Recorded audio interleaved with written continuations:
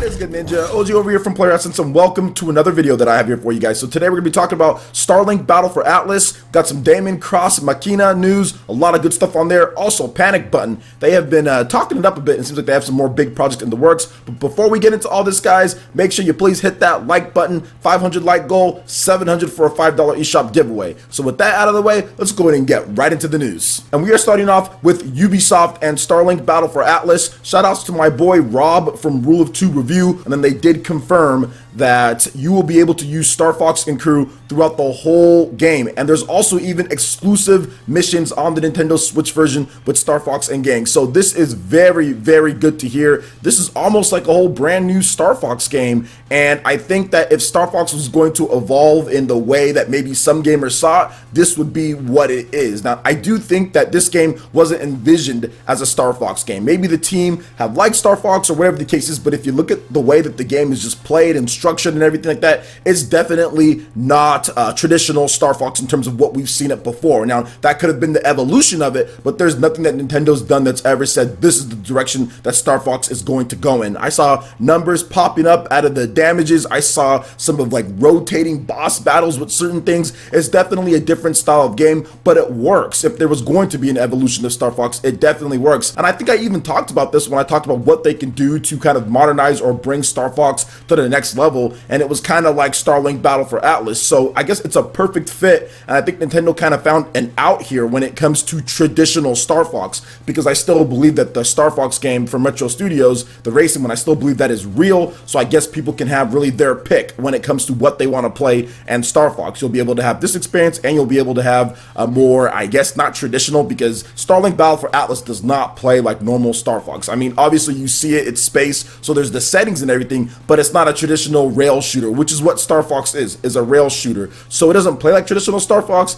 but at the same time, it could be looked at as a natural progression or evolution of what Star Fox could be in the future. So we also have lots of people who have said various different things, and I've said stuff when it comes to if Starlink Battle for Atlus does well, I think that Nintendo could commission these people to work on a Star Fox game along with maybe a small group at Nintendo overseeing things. Kind of like how Tanabe at Nintendo oversees Retro Studios back when they made Metroid Prime 1 through 3, and even with next level games. So I do feel something like that could happen in the future. We're just gonna have to wait, not with Tanabe and Star Fox, but whoever they feel like bringing on to look over the Star Fox project as a Western company works on the game. So there's a lot of exciting things going on, man. I mean, we didn't get that actual Star Fox announcement or even Retro Studio Star Fox announcement, but I honestly think this will work because this game is dropping this year. You're gonna have that exclusive Star Fox kit that they're putting together with Starlink Battle for Atlus. You're gonna have those exclusive missions. All of that is this year in terms of a game. So this is almost like a first party release in my opinion, since you can use Star Fox the whole time and it has exclusive missions. This is literally almost like a first party release, even though it's not. It's coming to PS4 and Xbox One, but I mean, with the Nintendo Switch, you can play it anywhere that you want. You have Star Fox, you have exclusive missions. Obviously, I think this is the version to get, just as long as it runs well and everything. But I don't think Nintendo would agree to putting Star Fox in there and having all this different stuff if this version wasn't good, if it didn't play good compared to the PS4 and Xbox One. Plus, it has the Snowdrop engine, and the Snowdrop engine games have been really good on the Nintendo Switch. So there you go. I do think that this is going to be a good experience for gamers out there. So what do you guys think about Starlink Battle for Atlus having this nice Star Fox exclusive missions and being able to play with Star Fox and crew the whole entire game? Let me know your thoughts in the comment section below. All right, now moving into the next topic here, we have a lot of different information about Daemon Cross Machina for the Nintendo Switch. This is the brand new Armored Core inspired series that's from Marvelous and Nintendo. A lot of heavy hitters in the mech industry and in even Nintendo with Fire Emblem in terms of the people making this game, and they showed it off. I didn't think that the game would be ready for a demo and everything. I didn't know Nintendo was going to bring it in terms of them showing it off, but they showed off a ton of footage when it comes to Daemon Cross Machina on the Nintendo Switch, and the game is already looking really good, and it's not complete yet. They're going to add quite a bit more stuff, but I did want to get into some details in terms of the game from the Treehouse E3 Live presentation. Now, you can customize your avatar. We'll have that. character designer worked on Fire Emblem Awakening and Fire Emblem Fates, which is really good and what I was talking about there. You have male and female avatars, face, hair, eyes, eyebrows, makeup, scar, tattoo, customizable options will be available. More options in the final game, so probably skin color and other things like that. At your base, you can customize your avatar. Mechs are called arsenals. Mech designs worked on Armored Core and Macros. The more weapons you collect, the more you can have on display in your base. Empty mech platforms in the base are for multiplayer. Okay, so there is going to be multiplayer in the game. We just don't know exactly how it's going to be distributed or what they're going to do with it. And they did say that multiplayer was something that they're working on. They just didn't have anything to announce. Console in the base lets you access missions and also acts as an AI that gives you help. Customize your own arsenal with equipment. Main character is part of a mercenary group. Sometimes you go on missions alone, sometimes with other members. Player been given a test to see if they're capable of piloting an arsenal towards the beginning of the game. Mission starts when you enter the barrier. You can play in the air or on the ground. You can register arsenals for loadouts. The team did put a lot of focus into the art style, and they put a lot of thought into the title as well, taking inspiration from Deus Ex Machina. And they did show off more footage and boss battles and all that good stuff, so you can check out the full breakdown in the link in the description below. And of course, you guys are seeing the footage here too as well. But this is looking very good, and I don't understand why more YouTubers and more people out there are not covering this game. I don't get it. I've seen a lot of people come out here and say, oh, well, Nintendo, they only had Smash and they didn't do this and this, and then they don't talk about this game, Daemon X Machina. This is an exclusive IP, mechs, where you have huge robots, you have customization, there's going to be multiplayer, and they started off the show with this, and there's just not enough people talking about it. So you know I'm going to be covering it like crazy.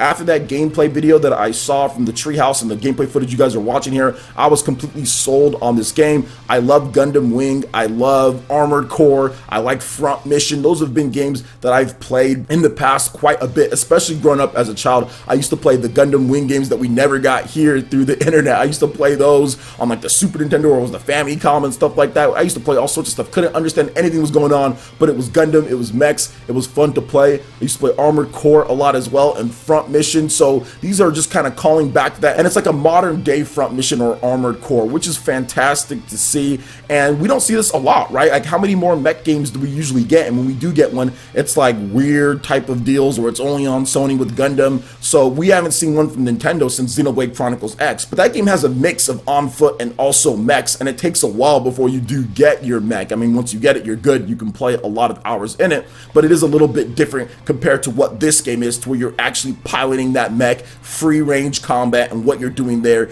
getting different weapons, putting it on, customizing it right then and there. That's awesome to see. So I'm really looking forward to the multiplayer and what they're going to do with that. Co-op based, or is it going to be PvP? I'm thinking it's going to be co-op and you go against other bosses and stuff like that. That would be super hype. This is pretty much the dream mech game, and I know the developers of the game have said that they want this to be the best mech game or the ideal mech game out there in terms of modern times. So I'm looking forward to this, and I'm really happy that this game is coming to Nintendo Switch 2019. Based on the gameplay demo here, it does seem like it's going to be an early 2019 title, but we still have to wait. So what do you guys think about Daemon X Machina on the Nintendo Switch? Is this on your radar now? Let me know your thoughts in the comment section below. All right, and moving into the next topic here, Panic Button has talked a little bit more about some of their projects when it comes to Nintendo Switch, and they have stated that they are very in demand for extremely high profile projects on the Nintendo Switch. And this is obviously not surprising. They have done some fantastic work when it comes to Nintendo Switch. Just kind of recapping what they've done: Rocket League,